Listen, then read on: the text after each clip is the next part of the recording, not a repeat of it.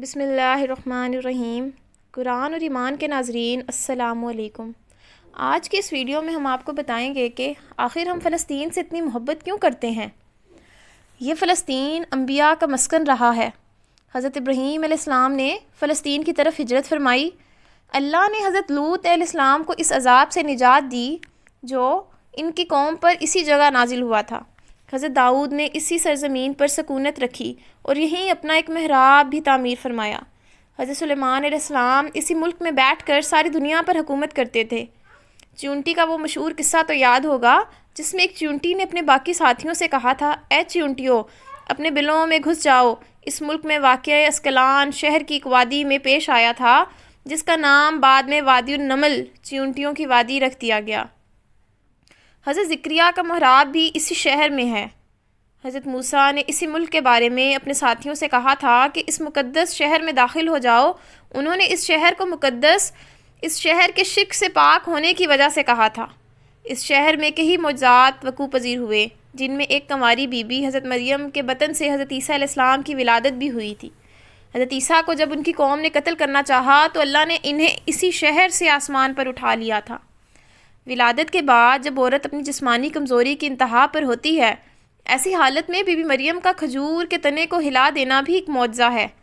قیامت کی علامات میں سے ایک حضرت عیسیٰ علیہ السلام کا زمین پر واپس تشریف اسی شہر کے مقام سفید مینار کے پاس ہوگا۔ اسی شہر کے ہی مقام باب لد پر حضرت عیسیٰ مسیح دجال کو قتل کریں گے۔ فلسطین ہی ارض محشر ہے۔ اسی شہر سے یاجوج و ماجوج کا زمین میں قتال اور فساد کا کام شروع ہوگا۔ اسی شہر میں سے ایک قصہ طالوت اور جالوت کا بھی ہے۔ فلسطین کو نماز کی فرضیت کے بعد مسلمانوں کا قبلہ اول ہونے کا اعزاز بھی حاصل ہے۔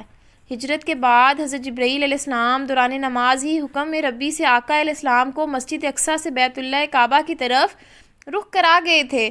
جس مسجد میں یہ واقعہ پیش آیا وہ مسجد آج بھی مسجد قبلتین کہلاتی ہے۔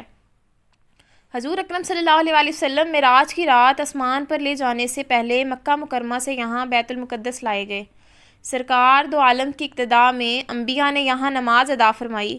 اس طرح فلسطین ایک بار پھر سارے انبیاء کا مسکن بن گیا۔ سیدنا ابو ذر رحمۃ اللہ رضی اللہ تعالیٰ عنہ کہتے ہیں کہ میں نے رسول اللہ سے عرض کیا کہ زمین پر سب سے پہلی مسجد کون سی بنائی گئی؟ تو آپ صلی اللہ علیہ وآلہ وسلم نے فرمایا کہ مسجد الحرام یعنی خانہ کعبہ۔ میں نے عرض کیا کہ پھر کون سی مسجد بنائی گئی؟ تو آپ نے فرمایا کہ مسجد الاقصیٰ۔ میں نے پھر عرض کیا کہ ان دونوں کے درمیان کتنا فاصلہ تھا؟ آپ صلی اللہ علیہ وآلہ وسلم نے فرمایا کہ 40 برس کا ہے۔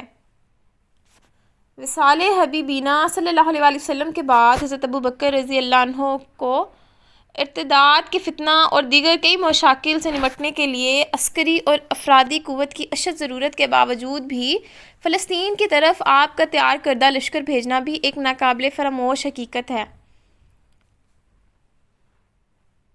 فلسطین کی عظمت کا اندازہ اس بات سے بھی لگایا جا سکتا ہے یہاں پر پڑھی جانے والی ہر نماز کا اجر 500 گنا بڑھا کر دیا جاتا ہے۔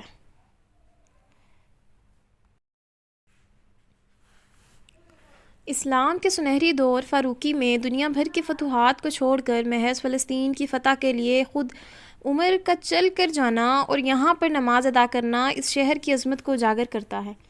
دوسری بار معراج کی رات بروز جمعہ 27 رجب 583 ہجری کو صلاح الدین ایوبی کے ہاتھوں اس شہر کا دوبارہ فتح ہونا بھی ایک نشانی ہے۔ بیت المقدس کا نام قدس قرآن سے پہلے تک ہوا کرتا تھا۔ قرآن نازل ہوا تو اس کا نام مسجد اقصیٰ رکھ گیا۔ قدس اس شہر کی اس تقدیس کی وجہ سے ہے جو اسے دوسرے شہروں سے ممتاز کرتی ہے۔ اس شہر کے حصول اور اسے رومیوں کے جبر و استبداد سے بچانے کے لیے 5000 سے زیادہ صحابہ کرام نے جام شہادت نوش فرمایا اور شہادت کا باب آج تک بند نہیں ہوا، سلسلہ ابھی تک چل رہا ہے۔ یہ شہر اسی طرح شہیدوں کا شہر ہے۔ مسجد اقصیٰ اور بلاد شام کی اہمیت بالکل حرمین الشریفین جیسی ہی ہے۔ جب قرآن پاک کی آیت والتین والزیتون وطور سینین وہذا البلد الامین نازل ہوئی تو ابن عباس کہتے ہیں کہ ہم نے بلاد شام کو تین انجیر سے، بلاد فلسطین کو زیتون سے اور طور سینین کو مصر کے پہاڑ کوہ طور جس پر جا کر حضرت موسیٰ علیہ السلام اللہ پاک سے کلام کیا کرتے تھے، سے استدلال کیا، اور قرآن پاک کی آیت مبارکہ وَلَقَدْ كَتَبْنَا فِي الزُّبُورِ مِن بَعْدِ الذِّكْرِ أَنَّ الْأَرْضَ يَرِثُهَا عِبَادِي الصَّالِحُونَ سے یہ استدلال لیا گیا کہ امت محمد حقیقت میں اس مقدس سرزمین کی وارث ہے۔ فلسطین کی عظمت کا اندازہ اس بات سے بھی لگایا جا سکتا ہے کہ یہاں پر پڑھی جانے والی ہر نماز کا اجر 500 گنا بڑھا کر دیا جاتا ہے۔ جزاک اللہ۔